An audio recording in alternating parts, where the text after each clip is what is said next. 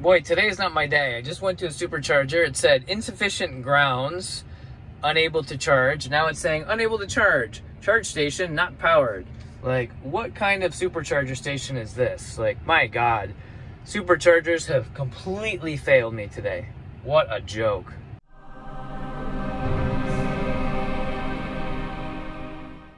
Welcome to Detailing with Mark. Today I'm going to talk about a recent experience I had on a trip to Los Angeles using Tesla's Supercharger network. It didn't go that well, and it was down to some malfunctioning chargers, but also some that throttled me almost instantly. So I wanted to just kind of give some context before we start the video so you know kind of the background. So first of all, pictured here is my 2021 Tesla Model 3 Standard Range Plus in the beautiful blue. There it is, sleeping in a supercharger, rejuvenating itself. I love this car. I love Teslas, period.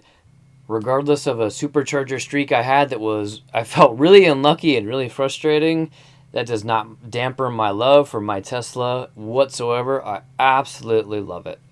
Secondly, this subpar experience I had was in Los Angeles and between Los Angeles and San Francisco. Now, for some context, I reside in the San Francisco Bay Area, which is a huge 100-plus square mile area, including San Francisco, including the South Bay, including the East Bay.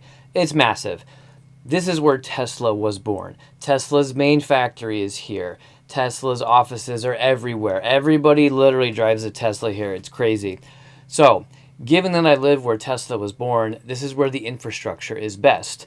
When you use a supercharger here, no matter where you go or for how long, it is crazy fast, like 175 kilowatts. I've charged from 0 to 80%, 175 kilowatts, 20 minutes or less. Boom, amazing. That's what I'm used to. Venturing outside of the Bay Area to Los Angeles is a different story. So while I'm not new to using superchargers, using them outside the Bay Area, I am kind of new to. So this was kind of a trial and error type of situation, and I just wanted you to know that going in. Thirdly, yes, I realize the Model 3 long range exists. I rented it for several days, and I'm going to put out a video about whether it's worth the upgrade soon, but I like it. It's great, but I prefer the Standard Range Plus, and I'm going to do a whole video on why, but the main reason is it's light. There's no weight on the nose. It turns on a dime. The handling is neutral. It's a replacement for what I drove previously, a BMW. The handling's amazing. The long range, dual motor, it's 400 plus pounds heavier. It's clunkier. I don't like the handling as much. So that's kind of the debate on that, and that's what kills it for me. So I'm keeping the Standard Range Plus. I love it. This video is basically to see how far can you push it on a road trip, and does it actually work for road trips, or do you really need the long range? So, and then fourthly, I think is, yes, I know how superchargers work. I know that the goal, which Tesla recommends, is arrive about 20% charge or more, charge only to 80, and leave. I tried to do that at all these superchargers, and as you'll see in the video, I was getting throttled down to very slow speeds at 40%, right? That's frustrating to me. Again, I don't experience that in the Bay Area. I get that Tesla wants us only to charge to 80% and get out of there, and I am fine with that. Just give me good speeds up to 80% so I can be quick and be on my way. That's all I ask for. Not too much to ask, I don't think, but as you'll see in the video here, I was at chargers where 20-30% battery charge. I was getting throttled to like 46 kilowatts an hour. I mean, that's just terrible, terrible speeds. And in the Bay Area, we don't have these issues, and it just frustrated the hell out of me. So there you go. There's the disclaimers. Wanted you to kind of know this stuff going in. With all that said, enjoy the show. And of course, if you're going to take a road trip, map out the superchargers, check out the speeds at each one, and make sure they're not super crowded, because that will heavily, heavily delay your trip. And be prepared for ones that throttle you down to 50 kilowatts of charge or less, which will double your charge speed, maybe triple it. So expect the unexpected, but enjoy the ride. The cars are awesome. There's nothing better than a road trip in a Tesla. It is fantastic. You just got to get used to the supercharger network, which is a little finicky, honestly, as wonderful as it is. All right, now back to the show. Boy, today's not my day. I just went to a supercharger. It said insufficient grounds, unable to charge. Now it's saying unable to charge. Charge station not powered. Like, what kind of supercharger station is this? Like, my God, superchargers have completely failed me today. What a joke. Finally got a supercharger that works, and to get to half a charge is 4 hours, 10 minutes, 29 miles an hour. Like, are you kidding me? This is such a massive fail. My God. I'm in Glendale at the supercharger station here. What an absolute joke. What the hell is going on today? My fourth supercharger problem of the day. 4 for 4. Unbelievable. But I'm out of juice, so I have no choice, do I? All right, let's get the obvious out of the way. I was not charging at superchargers these two attempts here. So keep in mind, one thing is the Tesla navigation system routed me to the Glendale Galleria. It said Supercharger. As I rolled in, it basically said, you're at the Supercharger. And what I didn't know until later was the Supercharger is in the exact same pretty much spot, but on the 7th floor, way up. There's no signs anywhere that indicate that whatsoever. I had to ask a Tesla employee who happened to be there, and he told me. So obviously, if your navigation routes you to a supercharger and it says you're here and you see charging stations, you're going to assume you're at the supercharger. You'll see on the screen, it does not say I'm quote-unquote supercharging. That was probably the tip-off. So, honest mistake. Also, I was really tired and really frazzled. I had just rolled into LA. I had 14 miles left and not enough range to get to my hotel. I was kind of freaking out, thinking I was going to be stranded. Your mind is not picking up all these little details when you're having severe range anxiety. Nonetheless, regular charger or not, I think the stall should have been functional. I just kept trying stall after stall, and I got ground error. I got this supercharger station is not functioning. I went to another one that literally did nothing. You plug it in, it was just dead. So super frustrating. And yes, those were level 2 chargers only. They still would have helped me. I would have waited a half hour to get enough charge, but I had very little luck there until the third attempt where I was getting the level 2 type of charge. And that's what I did. And then I realized, you know what, this isn't going to get me there either. That's when I found out about the actual supercharger and ended up going there, which, as you saw, even the supercharger was not even charging me at 50 kilowatts or so. It's just, the Glendale Galleria was not a great experience. I would avoid that location if I were you. It was frustrating. All right. Apparently, the chargers on the first floor weren't superchargers. So I had to pay to access the parking garage, drive to the 7th floor, all the way on top. Now I'm at the supercharger, still getting pathetic charge times. I mean, 66 kilowatts, 322 miles an hour. Man, just the network is failing me miserably today. What a fail. My God. So 5 for 5 supercharger disappointments today. That was not my experience prior. Really, really disappointing. I'm basically stuck. I'm running late for an important business dinner. I'm stuck because of all this crap. It's so frustrating, man.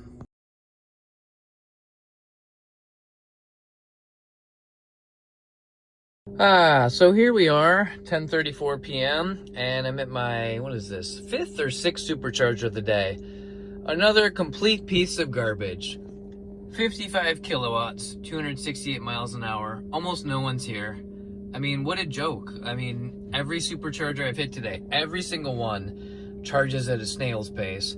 How the hell am I supposed to top up anywhere? Like, this is an absolute joke. People should be talking about this more, but I am so frustrated. I mean, I'm getting pathetic charge times. I live at superchargers just to get enough juice to get 10 miles. I mean, this is an absolute joke. Really starting to rethink road tripping my Tesla and using superchargers.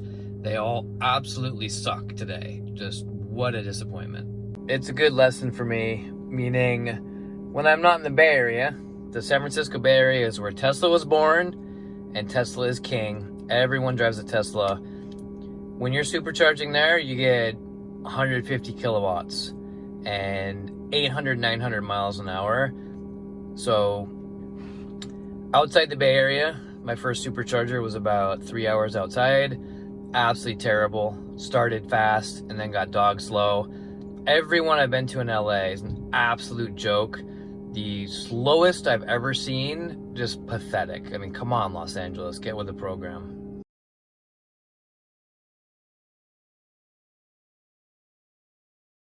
All right, we are at, I think, the 6th, maybe the 5th or 6th supercharger I've been at on this trip. I'm on the way back to San Francisco from LA now. I finally got a decent supercharger, and when you're on the road in the middle of nowhere and the next supercharger is 80 miles away, you need a good one. And fortunately, we're getting almost 150 kilowatts here, almost 700 miles an hour. So I can get to 80% in 25 minutes, which is awesome. As you guys saw previously, I struggled to find a supercharger that could even do 50 kilowatts, which is pretty sad. So things are looking up on my way back. The way down and in LA, I had very poor luck with the superchargers. Either low kilowatts or literal failures and problems where they weren't charging at all. The Buttonwillow stop here has been, it's a small station, but the kilowatts are awesome, and that's all that matters. So thank you, Buttonwillow Supercharger. Well, once again, I spoke too soon. So still here at Buttonwillow. I went to get a sandwich and came back, and look what we have here. Now we're at 61 kilowatts and less than 300 miles an hour. Like, this is what's really pissing me off about the superchargers is, first of all, 80% of the ones I went to, the very fastest they would charge was like 48 kilowatts. And then the fast ones you go to, they start off at 150 or 140, and then it just throttles you way down to this. It's like, once it gets you to 40%, it throttles the kilowatts way back, and the charging becomes just very slow. So, you know, I'm spending 30, 40 minutes on average at the superchargers, which, yeah, I mean, on a 5-hour drive, stopping twice, you just added an hour, hour and a half to your trip. I mean, that's crazy versus a gas car where you don't even need to stop for a 5-hour trip. It's just a straight shot. So, and if you do need to stop, it's 5 or 10 minutes. So anyway, I'm disappointed that all the supercharger stations, once you get to 40%, at least for me, are throttling me way down. And then from 40% to 80% is just dog slow. That just really irks me, especially a station that's not even high use. I mean, there's 10 stalls here, there's 3 cars. Why is it throttling me down like this so quickly? I don't know. So maybe this is just the way it is, but I think the way I think it should work is, provided there's not a lot of cars here, why can't we all get, 140 or 100 kilowatts till we're 80% and then we're on our way, right? Why are you throttling us when we're 40% charged? So anyway, maybe it's my lack of experience, but that frustrates me, and it's just another reason that Teslas on long road trips are a bit frustrating. So anyway, it is what it is, and I'll be out of here in 15 minutes, but way more time than I thought doing supercharger stops. I'm spending double the time at each one that I expected, or triple or quadruple. I just need to budget better time-wise next time. So it is what it is. All right, supercharger number 7, I think, in Firebaugh, California, wherever that is. I'm in the middle of literal nowhere. There's a bunch of, you can kind of see here, a lot of abandoned restaurants out here. So this is just kind of tucked behind a bunch of abandoned restaurants, which is a common but weird location. Anyway, typical supercharger, I guess, or so far so good. About 170 kilowatts, awesome. Roughly 800 miles an hour of charge, which is amazing. So as you guys know by now, I'm expecting once I'm at 40% or so, this is going to throttle way down, and I'm going to be stuck here for 20 more minutes to get 20 miles of range, something like that. So anyway, so far so good. It says 25 minutes to 80%, which is decent. The weird part is that you get 80% of that range really quickly, and then the remaining 20% is what takes forever. So it's a judgment call about whether to actually wait the remaining 20% or just drive away and find a nearer supercharger. I guess how patient you are at these things is just a function of how many superchargers are on your route, right? Can you be picky and just skip to the next one? If you could charge to say 50% fast and keep going, if there's enough chargers, that may be a good way to go, but it means you're stopping constantly, which has its own irritation. So anyway, your mileage may vary, no pun intended, and it's really a judgment call based on, what's important to you or how you want to navigate your trip. But I'm doing the more frequent supercharger stops this time, and I'm actually making better time, and the reason is between stops, because I'm not worried about charging, because I'm not worried about draining the battery to near zero, I can haul and just cruise on the highway, and I'm making better time. So this strategy, which is what Tesla recommends, which is, you know, instead of hitting 1 supercharger on your route or 2, hit 5 and just kind of top up every time. That's what I'm doing this time, and it's a lot more stops, but way less stressful, and you can go faster on the trip. And I think it's just, you know, I wouldn't say it's more efficient, but it's more of a sure thing with a lot less stress. It's just a lot of stops. So if you like stops to grab snacks or food or use the bathroom, then maybe 5 superchargers on your trip works for you. If you're just a one and done person, you can try 1 supercharger, but it's really tough to get away with that, especially with the Standard Range Plus Model 3. So anyway, this is my last supercharger stop, and then I'm heading home. So yeah, it's been an interesting trip down and back, and I learned a lot for the next one for sure. So as you can see here, I'm only at 88 miles of charge. Not a lot, but it's already throttling me. 112 kilowatts, and it's just going to keep dropping and dropping and dropping and dropping. And this is what I hate about superchargers. You know, I swear in the Bay Area, I have not experienced this. Like, usually from 0 to 80% is just lightning fast, no pun intended. I've never had degradation in the Bay Area. It's literally, you plug in, it's just insanely fast charging, and then you're at 80% and you're on your way. Every single supercharger I have hit outside the Bay Area starts at 150 kilowatts, and then it just drops way, way, way off, and then by the end you're at 46 kilowatts or something. So that really sucks, and I'll have to look into why that is, how it's done, but it really costs you a lot of time. If you could get 150 kilowatts all the way to 80%, you'd be out of superchargers in 15 minutes, and that is awesome.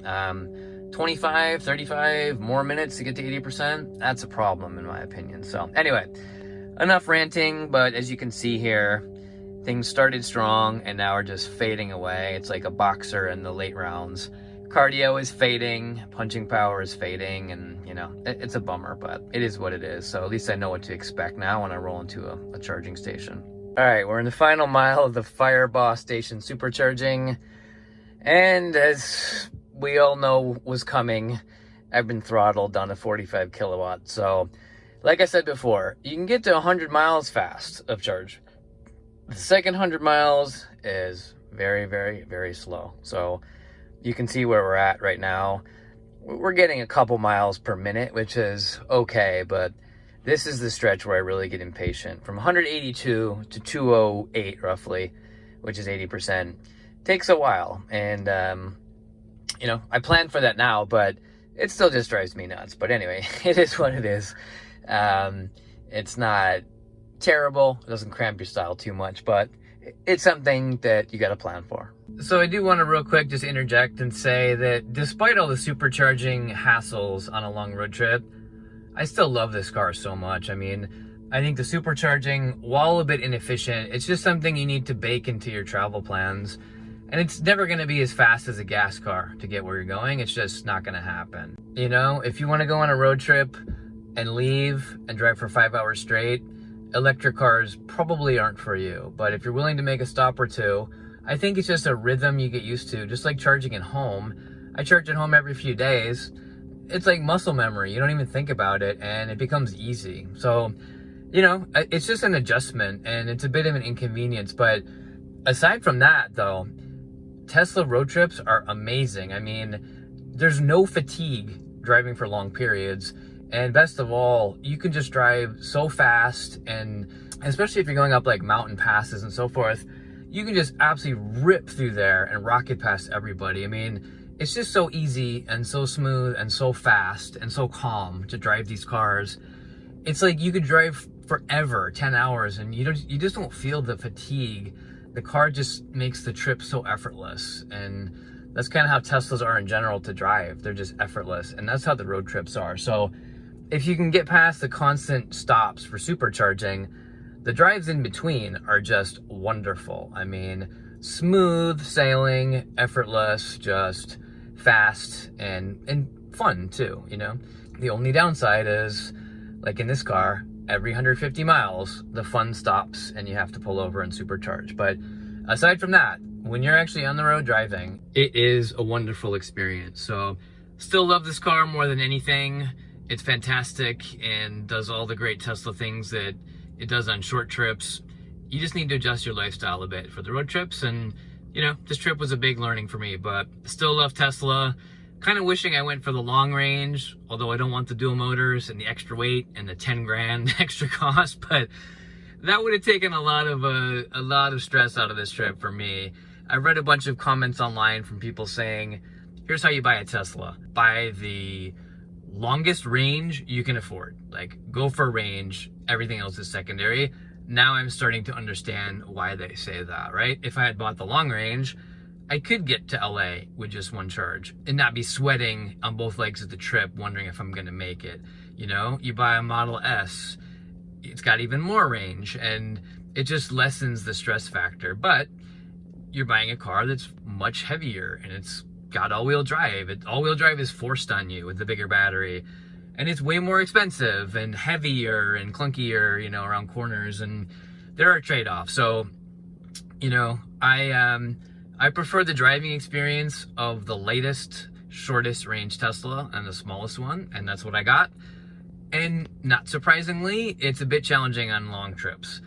A Model S long range is going to be amazing on long trips, but not as much fun, say, in the canyons or something. It's just a question of what are you optimizing for with your car, and that's different for all of us. And whatever you choose, there's going to be some downside. The question is, can you live with it? If so, you know, go for that one, I guess. So as always, thanks for watching. I hope this was a helpful video and not just ranting, but, you know, I wanted to just do a candid video about what it's like to take a 800,000 mile road trip in a Model 3 Standard Range Plus. I mean, it can be inconvenient. It can be very stressful, and I wanted to capture that. Like, I want you to know what you're getting into, so there's no surprises. I hate surprises, and I didn't plan this well enough, this trip, and I was surprised too many times. And, you know, a lot of that's on me.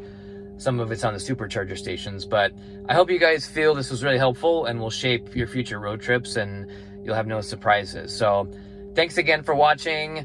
I always love a like or a comment on the video and really appreciate that. And of course, also appreciate if you subscribe. I've got a lot more great stuff coming, and hopefully you don't want to miss it. So thanks again, and we'll see you on the next one.